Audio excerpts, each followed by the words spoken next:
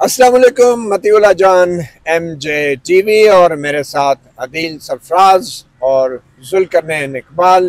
Supreme court of Pakistan के सामने शारह दस्तूर पर बड़ी तेज़ी से डेवलपमेंट्स हो रही हैं सुप्रीम कोर्ट में।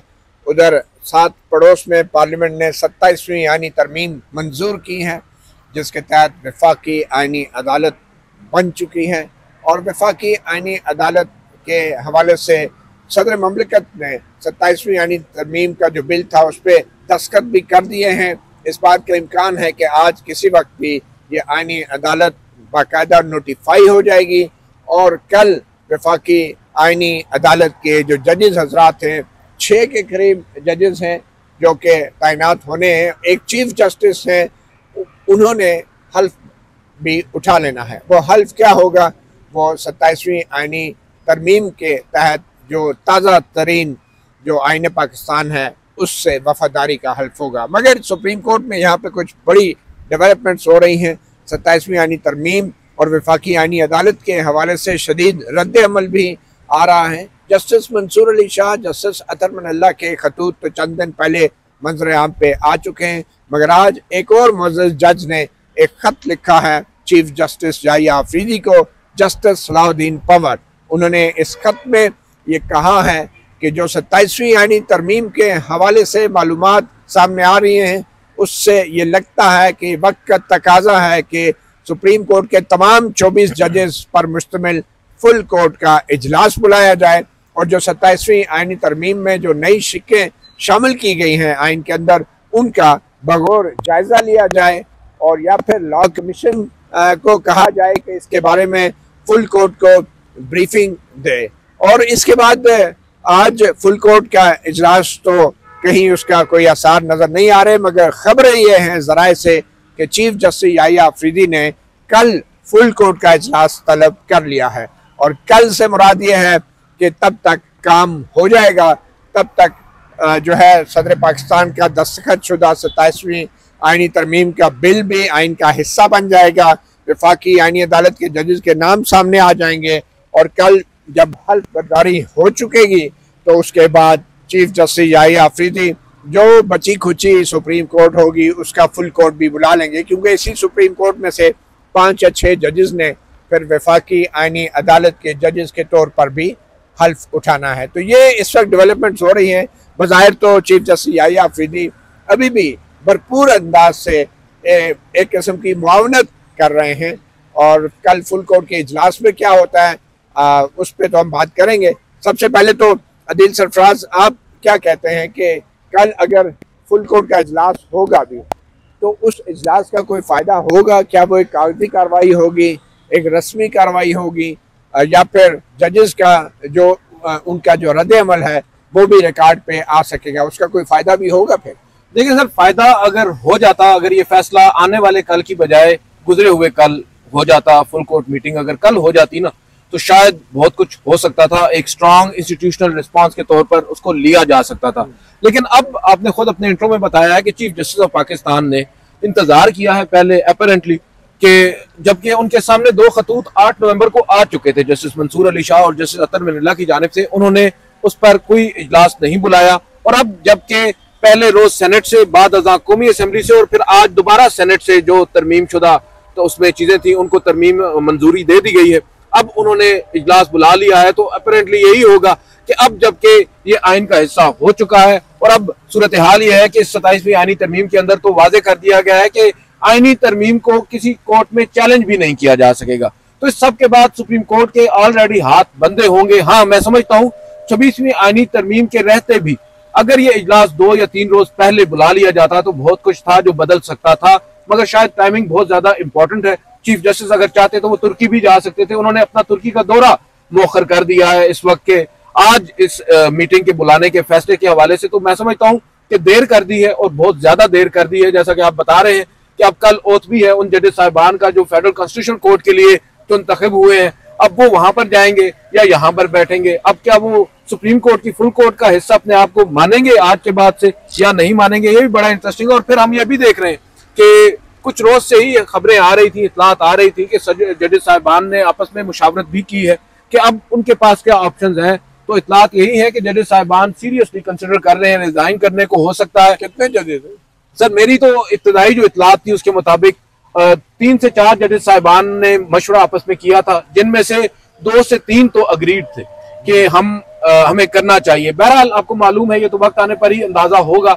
आज का जो खत है जस्टिस सलाहुद्दीन पंवर का, अब उसके हवाले से बहुत से अंदाजे लगाए जा रहे हैं कि वो एक ऐसा खत आया है जिसको एंटिसिपेट नहीं किया जा रहा था, अनएक्सपेक्टेड है। गो कि टाइमिंग भी बड़ी इंटरेस्टिंग है। क्या आप मालूम कि और भी जजेस साहिबान, क्योंकि सुन रहे हैं हम कि चीफ जस्टिस याहिया अफरीदी साहब के करीबी कुछ और भी जजेस साहिबान हैं जिन्होंने रिजाइनमेंट बाकायदा शो की थी इस तरमीम के ऊपर।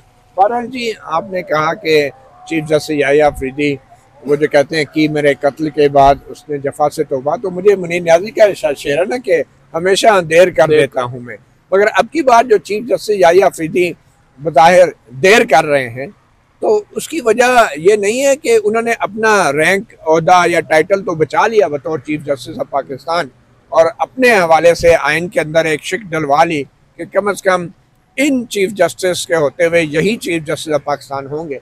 और शायद इसीलिए अब वो फुल कोर्ट का इजलास बुलाने में भी उनको कोई मज़ाक़ा नहीं है। क्या लगता है कि अगर ये सब कुछ हो गया, आइनी अदालत के जजों ने हल्फ भी उठा लिया, तो फिर फुल कोर्ट के इजलास में इस सब के बावजूद भी कोई ऐसी चीज़ सामने आ सकती है जिसमें हमें यह अंदाज़ा हो सके कि इस आइनी तरमीम के हवाले से न सिर्फ ये कि ये तरमीम जो है अदलिया की आज़ादी के लिए कितनी ख़तरनाक है, बल्कि क्या जजेस के अंदर इस तरमीम के हवाले से कोई वाज़ेह, ठोस और एक मुत्तहिदा मौक़िफ़ भी सामने आने का इम्कान है?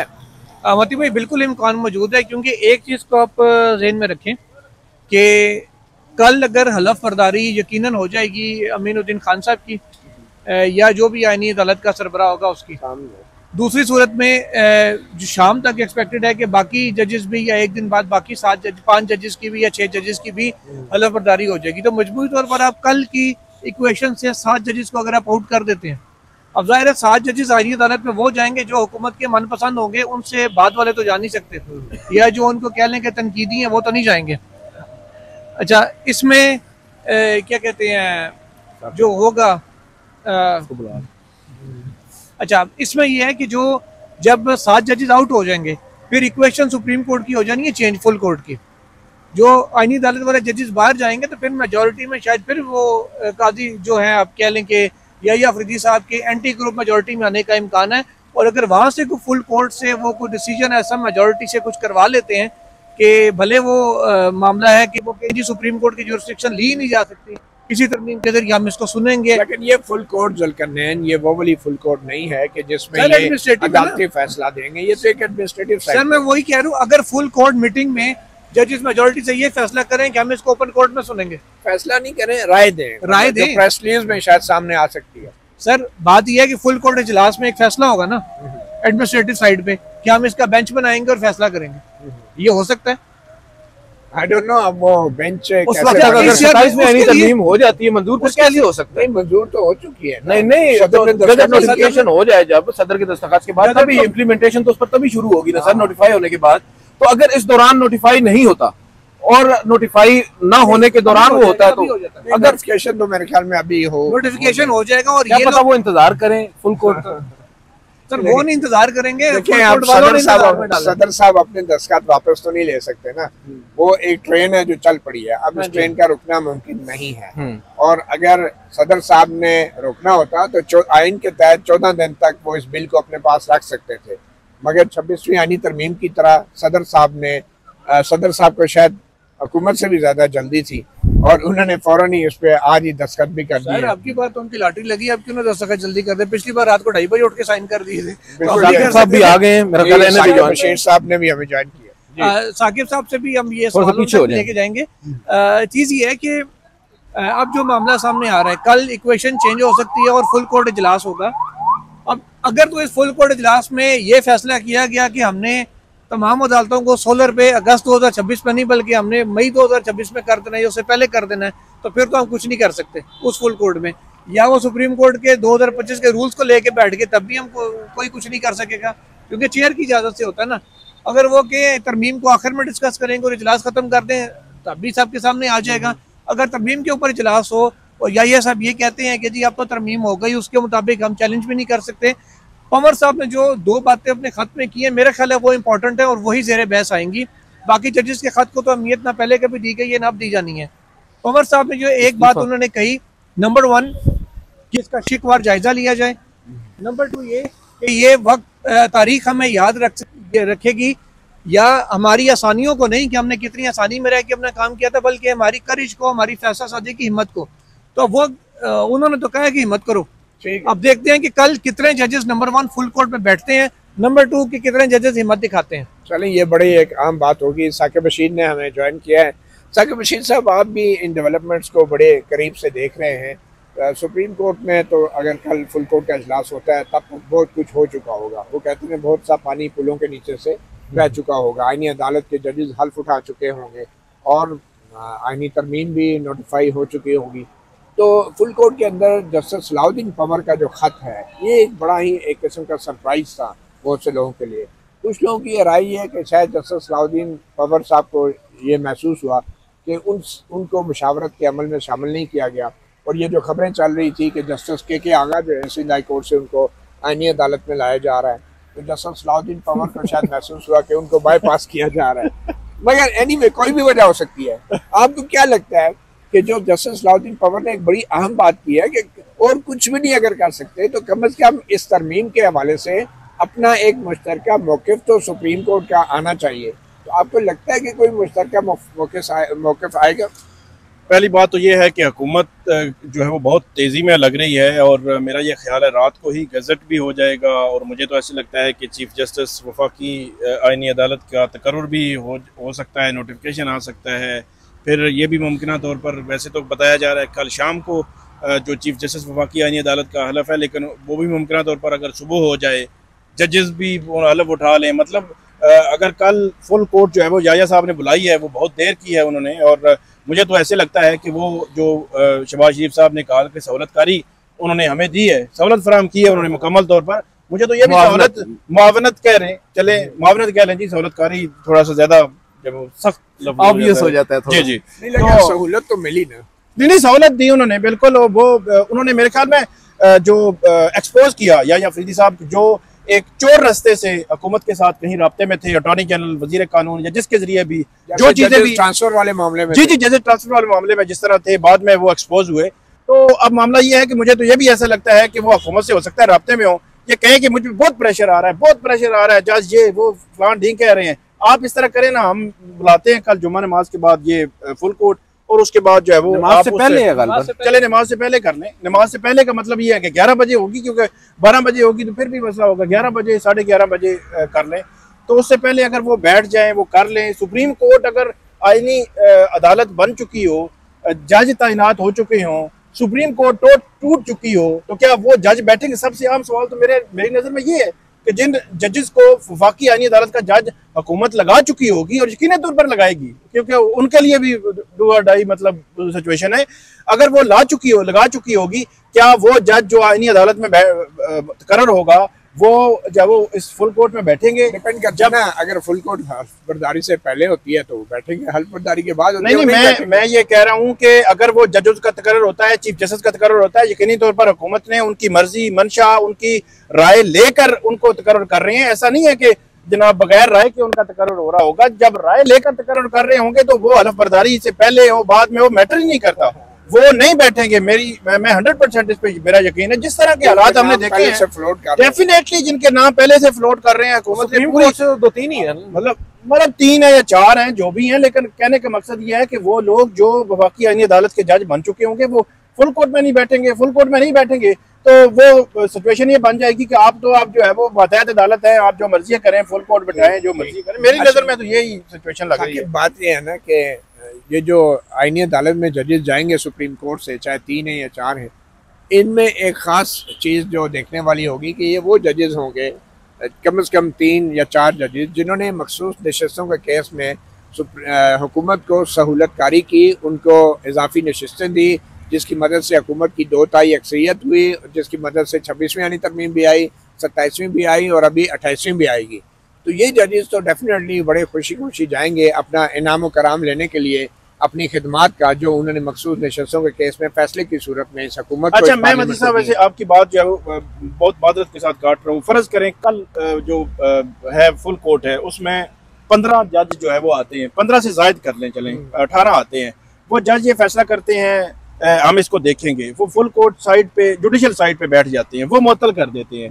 अगर वो कल मुअत्तल करेंगे, वफाकी आईनी अदालत अगर परसों बैठ जाए तो वो इनका फैसला अगर मुअत्तल कर दे तो फिर क्या होगा? मेरा ये ख्याल है चीफ जस्टिस याहिया अफरीदी के बगैर तो ये जजेस बैठ ही नहीं सकते, और चीफ जस्टिस याहिया अफरीदी जब तक कॉज लिस्ट नहीं निकालते या जो कमेटी है वो बेंच नहीं बनाती, मैं फिर भी अज्यूम कर रहा हूं अली शाह वाला क्राइसिस हो सकता है कि अगर 7-8 जजेस हैं वो अपना बेंच खुद लगा लें और बैठ के वो एक ऑर्डर जारी कर दें, जानते बूझते हुए कि मसाइल होंगे, तो कम से कम एक वाज़ेह तकसीम तो नजर आ जाएगी ना। सजाद अली शाह के केस में क्या हुआ, उसमें भी कौन सा चीफ जस्टिस ने बेंच बनाया था? उस वक्त आईनी अदालत भी नहीं थी, उस वक्त आईनी अदालत से हटके भी मैं कह रहा हूँ कि बेंच बना के क्या कोई जजेस बिल्कुल आपकी बात प्रोसीड कर सकते हैं? लेकिन सर ये मौका तो 26वीं आईनी तरमीम के ऊपर था, उस वक्त इन जजेस साहिबान ने उसे अवेल नहीं किया, तो अब हम कैसे सजाद अली शाह वाली इक्वेशन यहाँ पर लेकर आ सकते हैं? लेकिन एक चीज है, ये साकिब साहब ने जो बात की है, लेट से ये कल को बुला लेते हैं यहाँ पर एक बेंच के सामने मुकर्रर करने का कह देते हैं, दूसरी जानिब फेडरल कॉन्स्टिट्यूशनल कोर्ट है वो अब ऊपर है सर, उसके फैसले का इतलाक इन पर होता है, इनका उन पर नहीं होता, वो आकर इनके फैसले को अंडू कर देंगे। लेकिन बात यह है कि जब वो अपनी तरफ से जब वो सस्पेंड कर देंगे 27वीं तरमीम को, तो फिर फेडरल कॉन्स्टिट्यूशनल कोर्ट तो उनकी नजर में तो वो एग्जिस्ट नहीं करता। लेकिन मसला यह है कि इम्प्लीमेंट किसने करना है? फेडरल गवर्नमेंट है। सजाद अली शाह साहब के टाइम में ये हुआ था कि रजिस्ट्रार ऑफिस को कहा गया था कि जी डायरेक्शन जारी की गई थी कि आप कॉजेस निकालें, उन्होंने निकाल दी। अब ये देखें जिस तरीके से कोर्ट के अंदर पैकिंग हुई हुई है ना, अब मामला क्या है कि रजिस्ट्रार ऑफिस से जो डीजी जुडिशल विंग है उन्होंने लिस्ट निकालनी होती है अब नई जो तरमीम चल रही है उसके मुताबिक, उसके फिक्सेशन के, और ये सारे जुडिशल विंग के सरबराह इस वक्त वो हैं जो इस वक्त जिनके पास इजाफी चार्ज है, वो सेक्रेटरी हैं याहिया अफरीदी साहब के, वो अपनी ब्रांच से लिस्ट ही नहीं निकलने देंगे, तो ये 8 जज कहाँ से कॉज लिस्ट निकाल देखें? जब जजेस बैठ जाएंगे ना कोर्ट में तो कॉज लिस्ट की मोहताजी नहीं रहती। फिर मेरा नहीं ख्याल जब जजेस साहिबान बैठ जाएंगे ना, वो एक जुडिशल साइड पे बैठेंगे ना, एडमिनिस्ट्रेटिव फिर वहां पर माने नहीं रखती कॉज लिस्ट है या नहीं, वो वहां पर एक कागज के ऊपर लिख देंगे कि ये जज है, ये बेंच है, ये बैठ है, अमला ही नहीं होगा उनके पास। सर अमला आ जाएगा? नहीं, अमला भी नहीं होगा। 3 नवंबर को कौन सा अमला था? छोड़े इस बात को, जजेस भी कोई थे नहीं थे, लेकिन अगलों ने स्टैंड लिया, ठीक है ना। 3 नवंबर 2007 को जजमेंट जारी हुई, और लेकिन मसला वो ये है मतीउल्लाह जान साहब, आप ये कह रहे हैं कि जब ये सस्पेंड कर देंगे तो वफाकी आईनी अदालत गोया कि वो गैर मौसर है, वो तो कंटिन्यू करेंगे, वो फर्ज करें वो कंटिन्यू करते हैं और वो सस्पेंड इनका ऑर्डर तो वो इम्प्लीमेंट किसने करना है? वो हुकूमत ने करना है, वो जो है वो सुप्रीम कोर्ट ने करना है, या वो इम्प्लीमेंटेशन कैसे होगी? गवर्नमेंट तो उनको ऑर्डर मानेगी, वो कहेगी ये कौन है, ये तो मेरे ख्याल में कल चीफ जस्टिस याहिया अफरीदी का तो एक ही मौक़िफ़ होगा कि हमने आइन के दिफा का हल्फ उठाया हुआ है, और आइन वो है जो पार्लियामेंट बनाती है, और जो पार्लियामेंट उसमें अगर तरमीम कर रही है तो हम उस आइन के ताबे हैं, और हम कोई नई चीज ऐसे आईनी मौक़िफ़ है सर। ये चीफ जस्टिस याहिया अफरीदी का मौक़िफ़ और भी काम हो सकता है।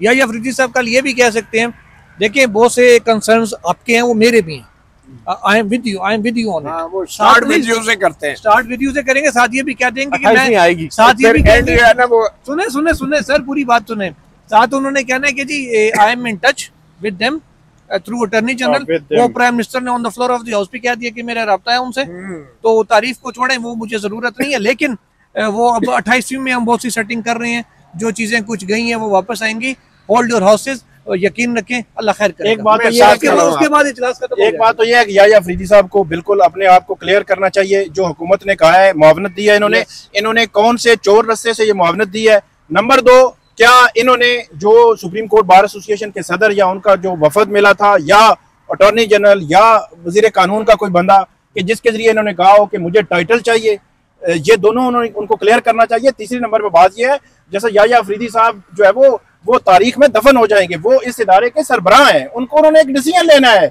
ये जो उनके पास होता है ये आज नहीं तो कल खत्म हो जाएगा। वो या काजी फैज ईसा थे ना, वो भी बड़ी बातें करते थे, बड़ी चीजें वो बड़े एंगल निकालते थे, लेकिन ये है कि आज वो माजी में कहाँ पे हैं, वो किन अल्फाज से उनको याद रखा जाता है, ये याहिया अफरीदी को उनको भी जो है वो मेरे ख्याल में चीफ जस्टिस याहिया अफरीदी को किन अल्फाज में तारीख में याद रखा जाएगा, बिल्कुल उसी तरह जैसा काजी फैज ईसा को उनके इंसानी हकूक के हवाले से बनाए गए इस कब्रिस्तान की वजह से जाना जाएगा, तो माशाल्लाह चीफ जस्टिस याहिया अफरीदी साहब के हवाले से तो यही याद रखा जाएगा कि उन्होंने पूरी सुप्रीम कोर्ट को दफन करके वो यहाँ पे गए थे। ये सुप्रीम कोर्ट का कब्रिस्तान उन्होंने ही बनाया। अच्छा, सुप्रीम कोर्ट ऑफ पाकिस्तान का नाम तो खत्म हो गया ना, और सिर्फ चीफ जस्टिस याहिया अफरीदी जो है उन्होंने अपना टाइटल, अपना रैंक जो है वो बहाल रखा, और वो है चीफ जस्टिस ऑफ पाकिस्तान। सुने आपको असद तूर साहब को, साकिब बशीर साहब को खुसूसी दावत आई है। अच्छा, वो हलफ बर्दारी की ईवान सदर से। चलें, ये तो बड़ी अच्छी बात होगी। बड़ी खबर दी ये तो हम तो आज ही जाके कह रहे हैं, खबर तो आपने दी, अब दावतनामा भी पहुंचा दें। आपने शुक्र ये कह दिया कि उधर से दावत आई है, मैंने सोचा और कोई नोटिस। बहरहाल आने वाले वक्तों में बहुत सी चीज़ों की हमें उम्मीद रखनी चाहिए, और सुप्रीम कोर्ट के जजेस के लिए, कुछ जजेस के लिए शायद ये बहुत हैरानी की बात हो, ये जो अचानक सब कुछ हुआ है। और मैं हैरान हूँ कि जस्टिस सलाउद्दीन पवन ने आज ये ख़त लिख दिया है। ये ख़त भी बहुत पहले लिखा जा सकता था, शायद उन्होंने आज अखबार में पढ़ा हो कि आईनी तरमीम आ गई है। अच्छा, आखिरी बात ये बताते जाएं कि वो सामान सुना है को पैक करना शुरू कर दिए एक जज ने या दो जजेस ने, ये क्या है? अब देखिए ना, जाहिर बात है सामान तो सारे पैक करके रखते हैं। खबर तो आपके पास भी है, बताए ना कौन कौन जा रहा है। कुछ लोगों ने तो सामान 100 बरस का रखा होता है, लेकिन पल की खबर नहीं होती। खबर तो आपके पास है, आप बता देना मुस्ताफी कौन कौन हो रहे हैं। नहीं, मुस्ताफी के हवाले से तो अभी तक जो 2 खतूत सामने आए हैं, अगर उनकी खतूत की लैंग्वेज को पढ़ा जाए तो जस्टिस मंसूर अली शाह और जस्टिस अतम अल्लाह जो है वो तो मुझे लगता है कि मैटर ऑफ टाइम के फुल कोर्ट के फौरन बाद उनकी तरफ से कोई खबर आ जाए। हमें ये नहीं भूलना चाहिए कि एक तो ये है कि तारीख के हवाले से एक फॉर द पोस्टेरिटी और अगली नस्ल के लिए, रिकॉर्ड के लिए जो चीज़ें असूलों की बुनियाद पे कोई ओहदे छोड़े जाते हैं तो वो असूलों की बुनियाद पे होते हैं। कुछ लोग उसको हिकमत अमली का नाम दे के ओहदा छोड़ने से इनकार कर देते हैं, और जो हिकमत अमली वाले होते हैं उनमें तारीख के हवाले से ना तो उनकी कोई हिकमत साबित होती है और ना ही वो अमल होता उनका कोई अमल साबित होता है। बट एनीवे, जुल्करनैन इकबाल, मतियुल्लाह जान, MJ TV, साकिब बशीर और आदिल सरफराज को इजाज़त दीजिए। अल्लाह हाफिज़।